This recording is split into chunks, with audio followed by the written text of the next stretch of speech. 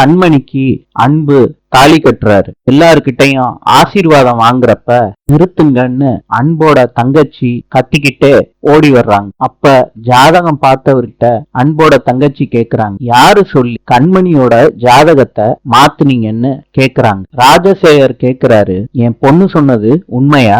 கண்மணியோட அம்மா மனசுக்குள்ள நினைக்கிறாங்க, ஒருவேளை நம்மளோட பொண்ண கல்யாணம் பண்றதுக்காண்டி சிவகாமி தான் இந்த ஜாதகத்தை மாத்தினாலோ அப்படின்னு சந்தேகப்பட்டு சிவகாமிய பாக்குறாங்க. சிவகாமி முழிக்கிறத பார்த்துட்டு கண்மணியோட அம்மா, எல்லாரும் என்ன மன்னிச்சிருங்க, நான் தான் இந்த தப்ப செஞ்சேன் அப்படின்னு சொல்றாங்க. ராஜசேகர் சொல்றாரு, அன்பு, அந்த மாலையை கலட்டி தூக்கி வீசிட்டு இந்த கல்யாண மேடையில இருந்து வீட்டுக்கு கிளம்பி வாடா. இத கேட்ட அன்பு சொல்றாங்க, என்னதான் இருந்தாலும் எங்க அம்மா சொல்லிதான் நான் இந்த கல்யாணத்தை பண்ணினேன். இனிமேட்டு என் வாழ்க்கையில கண்மணி தான் என்னோட பொண்டாட்டி அப்படின்னு சொல்லிடுற அன்பு எல்லாரும் முன்னாடியும். கண்மணி இத அழுதுகிட்டே கேக்குறாங்க. நாளை சந்திப்போம்.